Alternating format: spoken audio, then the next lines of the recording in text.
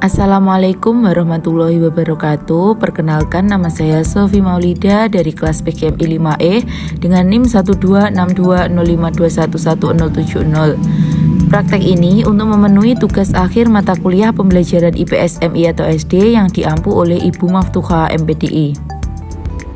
Assalamualaikum warahmatullahi wabarakatuh. Selamat pagi anak-anak. Sebelum memulai pembelajaran, alangkah baiknya kita membaca doa terlebih dahulu. Silakan ketua kelas untuk memimpin doa. Bismillahirrahmanirrahim. Bagaimana kabarnya hari ini? Alhamdulillah, luar biasa. Allahu Akbar. Yes.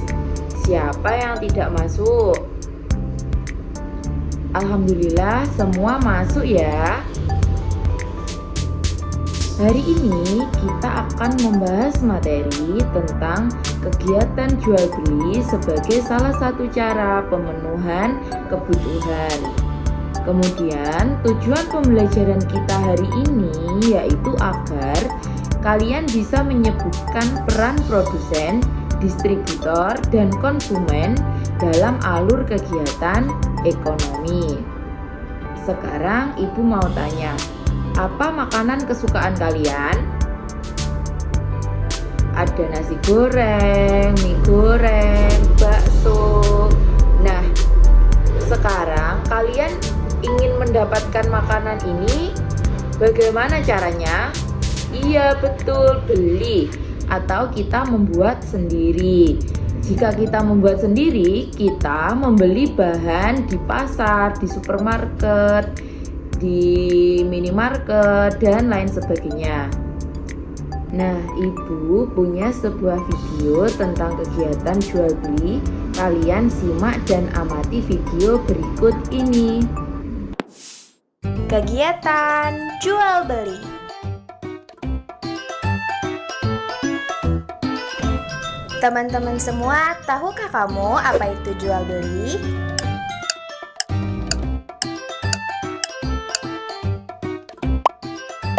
Dalam kehidupan, manusia banyak memerlukan barang untuk memenuhi kebutuhannya sehari-hari. Misalnya, kita butuh sayuran untuk kita makan sehari-hari agar menjadi sehat.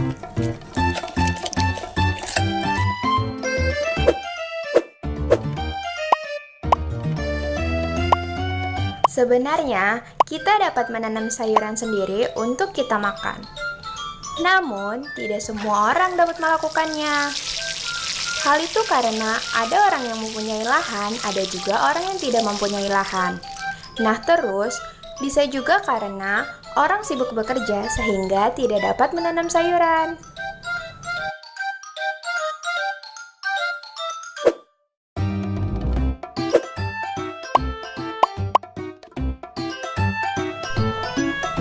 Nah, keterbatasan itulah yang membuat kita perlu orang lain. Dengan begitu, orang dapat jual beli untuk memenuhi kebutuhannya. Jadi, pengertian jual beli adalah kegiatan untuk mendapatkan barang di mana barang tersebut harus ditukar dengan sejumlah uang. Nah, jumlah uangnya harus sesuai dengan harga barang yang disepakati oleh penjual dan pembeli.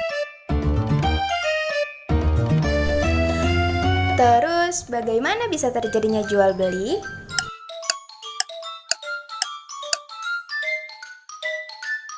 Jual beli dapat terjadi apabila memenuhi 4 syarat-syarat jual beli, yaitu sebagai berikut. Pertama, adanya penjual. Kedua, adanya pembeli. Ketiga, ada barang yang dijual. Dan keempat, adanya uang. Lalu, di mana saja kita bisa melakukan jual beli? Kita dapat melakukan jual beli di lingkungan rumah. Nah, tempat jual beli yang ada di sekitar rumah kita yang dapat kita jumpai adalah pasar, swalayan, toko, dan warung. Yuk kita bahas satu persatu. Yang pertama, pasar. Pasar merupakan tempat bertemunya penjual dan pembeli dari segala penjuru. Barang yang dijual di pasar adalah kebutuhan sehari-hari. Misalnya, beras, minyak, telur, sayuran, buah-buahan, dan pakaian. Pasar ada dua jenis, pasar tradisional dan pasar modern. Yang kedua, swalayan. Swalayan dekat rumah biasanya kita kenal dengan minimarket. Swalayan ini merupakan tempat berbelanja modern di mana harga tidak bisa ditawar lagi. Misalnya Alfamart, Indomart, Alfamidi, dan masih banyak lagi macamnya. Yang ketiga, toko. Toko merupakan tempat jual beli yang tempatnya lebih menyediakan berbagai macam barang-barang. Ada juga toko yang menyediakan hanya satu jenis barang. Misalnya, toko alat-alat listrik, toko alat-alat tulis, toko kue, dan toko pakaian. Dan yang terakhir adalah warung. Nah, kalau warung merupakan tempat jual beli yang paling dekat dengan rumah kita. Di warung biasanya tersedia barang kebutuhan sehari-hari, misalnya seperti beras, terigu, minyak, dan sayuran. Nah, di warung juga tersedia jajanan, ada jajanan makanan, jajanan minuman, dan lain-lain. Selanjutnya, kita akan lihat satu contoh kegiatan jual beli di lingkungan rumah, yaitu di warung. Ibu Santi sedang mencuci piring, akan tetapi sabunnya habis. Lalu, Ibu Santi menyuruh Santi untuk membeli sabun. Santi segera membeli sabun. Ia membelinya di warung yang di dekat rumahnya. Ternyata warung itu memudahkan Santi dan ibunya untuk membeli barang-barang kebutuhan. Oke teman-teman semua, jadi seperti itulah jual beli, yaitu merupakan kegiatan untuk mendapatkan barang. Syarat terjadinya jual beli yaitu adanya penjual, pembeli, barang yang dijual, dan uang. Kita bisa melakukan kegiatan jual beli di lingkungan rumah. Terima kasih teman-teman telah menonton video ini. Sampai jumpa. Untuk lebih jelas lagi, Ibu akan menjelaskan kepada kalian tentang materi kegiatan ekonomi. Yang pertama yaitu pengertian kegiatan ekonomi. Kegiatan ekonomi adalah aktivitas yang dilakukan oleh manusia untuk memenuhi kebutuhan hidupnya. Kegiatan ekonomi ada tiga. Yang pertama, kegiatan produksi, yang kedua, kegiatan distribusi, dan yang ketiga, kegiatan konsumsi. Kegiatan produksi adalah kegiatan menghasilkan barang atau jasa. Orang yang melakukan kegiatan produksi disebut produsen. Beberapa contoh dari produsen antara lain penjahit yang menghasilkan pakaian, kemudian pengrajin rotan yang menghasilkan kerajinan rotan, kemudian pengacara yang menghasilkan jasa layanan hukum. Kegiatan ekonomi yang kedua yaitu kegiatan distribusi.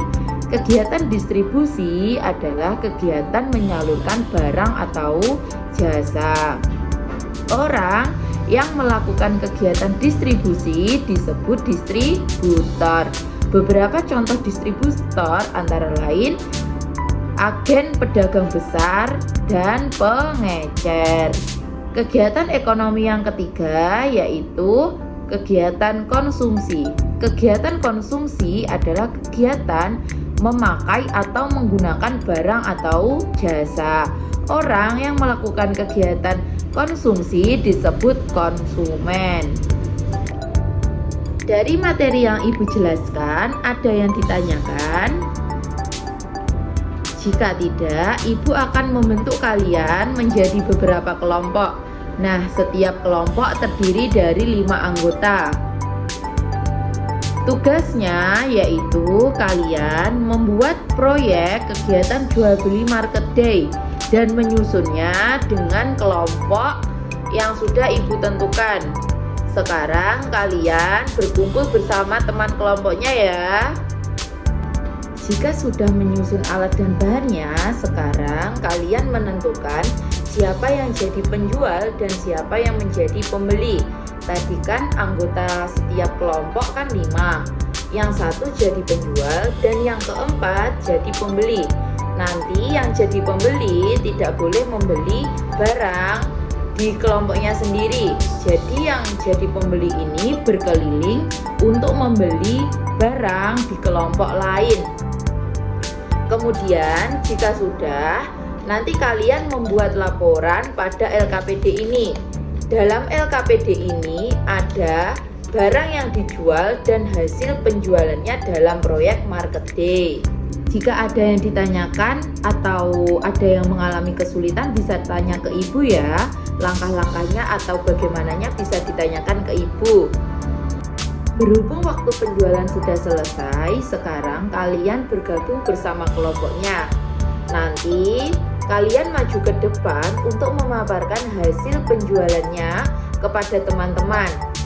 Satu kelompok perwakilan saja ya yang maju, nanti Ibu tunjuk. Nah, dari kelompok 2 silakan maju untuk memaparkan hasil penjualannya kepada teman-teman. Semua kelompok sudah maju ya memaparkan hasil penjualannya.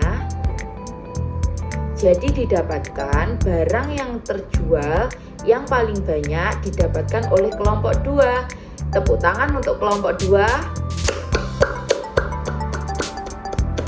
Nah, untuk kelompok yang lain, barang yang dijual masih sedikit dan jenisnya cuma 1. Untuk kelompok 2 jenisnya ada beberapa dan penjualannya paling banyak. Kesimpulan dari materi kita hari ini yaitu kegiatan ekonomi adalah aktivitas yang dilakukan oleh manusia untuk memenuhi kebutuhan hidupnya. Kemudian kegiatan ekonomi ada 3. Yang pertama kegiatan produksi, kegiatan menghasilkan barang dan jasa. Kemudian kegiatan distribusi, kegiatan menyalurkan barang dan jasa. Dan yang terakhir yaitu kegiatan konsumsi, kegiatan menggunakan barang dan jasa. Bagaimana perasaan kalian pada pembelajaran hari ini anak-anak? Alhamdulillah semua senang ya.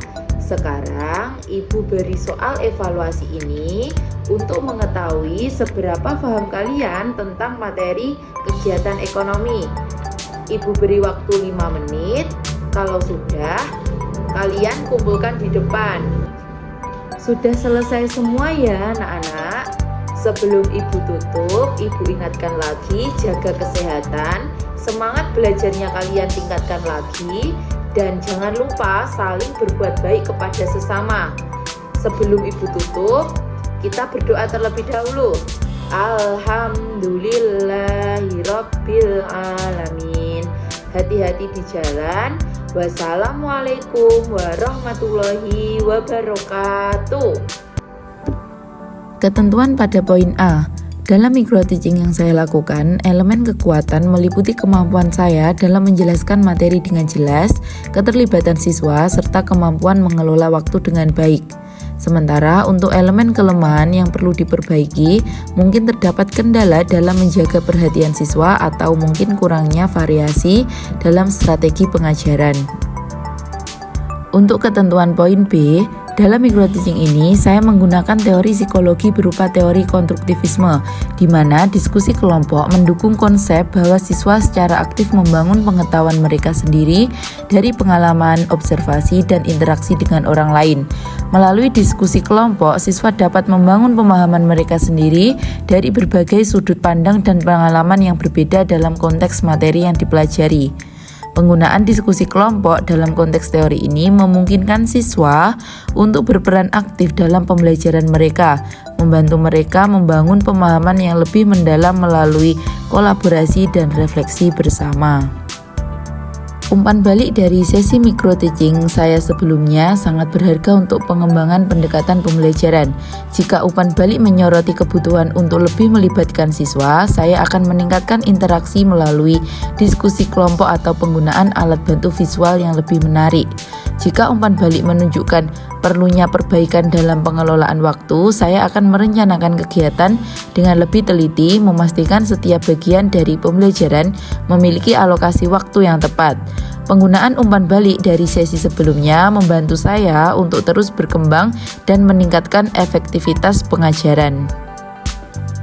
Selanjutnya, untuk ketentuan poin D, dalam sesi micro teaching yang saya lakukan, evaluasi terhadap aspek psikologis bisa melibatkan penyesuaian cara penyampaian materi agar lebih sesuai dengan gaya belajar siswa dan memperhatikan tingkat kepercayaan diri serta motivasi mereka. Di sisi sosial, evaluasi dapat fokus pada bagaimana guru memfasilitasi diskusi, membangun kerjasama antar siswa, serta menciptakan atmosfer yang mendukung bagi semua siswa untuk berpartisipasi. Cukup sekian yang dapat saya sampaikan. Terima kasih atas perhatiannya. Wassalamualaikum warahmatullahi wabarakatuh.